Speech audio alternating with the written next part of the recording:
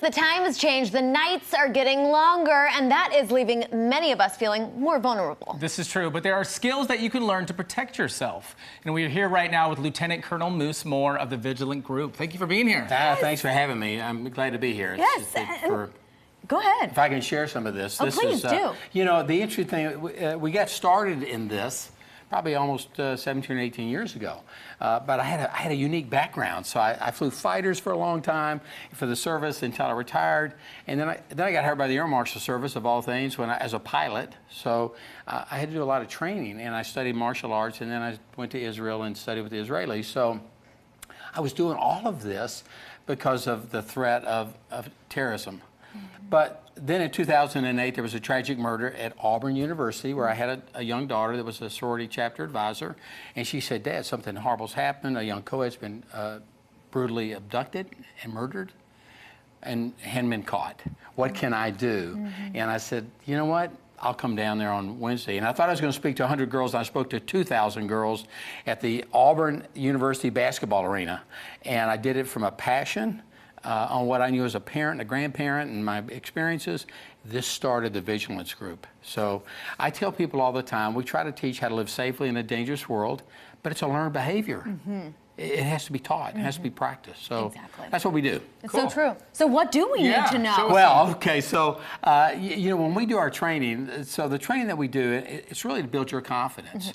And so we teach awareness, avoidance, and then that action part, which we'll talk about right now. But the most important part is to recognize danger and then skillfully respond to it. And most of the, you know, that skillful response to do is to run away. Scream and run and get as far away as you can, because your voice and your brain are your greatest weapons that you have. But if you're grabbed violently, and this is what I tell everybody I teach, if you're grabbed violently by a stranger, you have to assume it's your last day on earth. And there's no rules anymore. There's no rules. Right. So what do you do? I noticed the hand. Your hand was immediately going down towards. Here's what I tell people: that do you create pain on your adversary, or do you damage your adversary? And I say you damage your adversary, because we were all athletes. So show us how. We've got 2 minutes. We've got 2 minutes. First of all, if I grab you violently, this is the weak link right here in my hand. You've got to get out of this. I'm not going to do this, you right? You can't pull away. If you pull away, it won't work. So then, do it again. Do it again. Okay. Good. Joe. Yeah. You're strong, so I'm gonna hold you tight. Get out of that. Okay. There you go. He said this right What where are the weak link? Yeah. The weak link is here. Yeah. Joe, if I grab you on 2 hands, you go up and out. Yeah. Let me grab you. Okay. Up and. Okay. See? All right. So right now, you have just broken free. Yeah. Fight's not over with, Okay. but you're not being captured. What I tell people all the time is to build a fence. And the way you build a fence is, hey, whoa, no, and you say it loud. Now, so your hands go up here, outside 90 degrees. Okay. That way I can't collapse. What about choking? What if somebody's coming at you for the if you're going for the choke, first of all, if you're choked, obviously you don't want anybody near you. I put my hands here.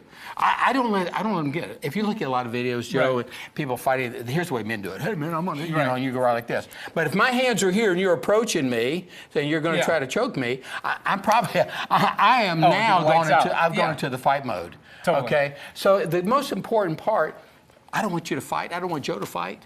But there may be a point where we have to fight to save our lives or to save our loved ones' lives. And so I tell people all the time, it's called accepting injury over death. And you have to be able to do that. If I'm going to fight a man, I'm going to fight him from the neck up. Because you can hit me all day, or you can hit Joe all day right here, and he won't feel a thing. But if I hit him in the throat, I'm looking for space and separation. Everything from up here. I'm not trying to beat. I tell the women, don't beat the man up. You're not going to do that. Hurt him long enough to find 3 seconds of space. And so the way we do that, if you look at this, I use a knife edge. We're running out of time, Okay, man. just give me a... We're out of time. I'm going to do this. I'm going to do this because I know that I you're wouldn't use the fist on social media. Let's He do built my confidence. Thank you so much, Yeah. my friend. Learn how to protect yourself and check them out. Visit thevigilancegroup.com. Local NT will be right back after this.